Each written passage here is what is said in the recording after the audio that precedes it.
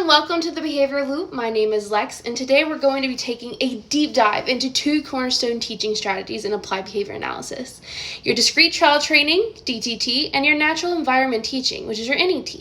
Now, these are methods that are both evidence-based and widely used, but they look very different in practice.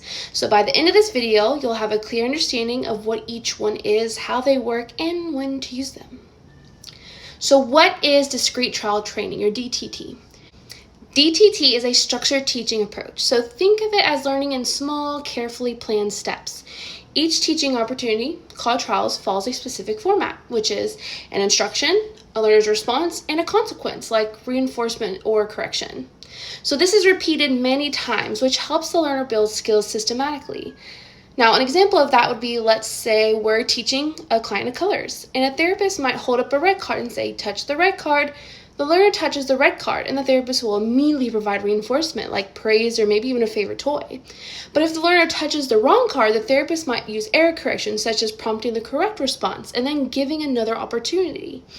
So what error correction will look like is, like, we have the red card, and then let's say we have a blue card, and they chose blue the first time. We're just going to move that card a little bit closer, like, where is red? And then hopefully they hit that, and then you go, this is red, and then they tap it. They get reinforcement of whatever kind.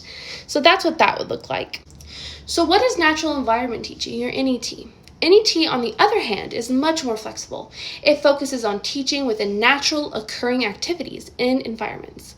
So instead of sitting at a table with flashcards, the learner is engaged in play, routines, or daily interactions. The teaching moment is embedded in what the learner is already motivated for. An example would be, imagine a child wants bubbles. And instead of handing them the bubbles, the therapist might pause and be like, say bubbles, or use a sign. If the child says bubbles, they immediately get bubbles as reinforcement. The teaching happens naturally during a fun activity the learner enjoys. So what's the difference? DTT is a highly structured, while NET is flexible and embedded in play. DTT often uses external reinforcers such as tokens and edibles, while NET relies on natural reinforcers, so the activity itself is the reward. DTT is excellent for teaching new skills in isolation. NET is better for generalizing those skills in real-life use. So DTT typically happens at a table or structured setting. NET can happen anywhere: the playground, the kitchen, during a walk.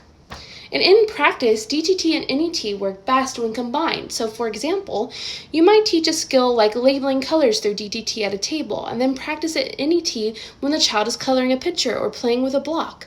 This way, the child learns both the precision of the skill and how to use it naturally in the real world. So, in summary, DTT provides the structure and repetitions needed to build new skills, while NET makes those skills functional, meaningful, and generalized. So both approaches are essential in ABA, and the most effective programs usually blend the two. By understanding when and how to use each, we can better support learners in gaining skills that truly matter in their everyday lives.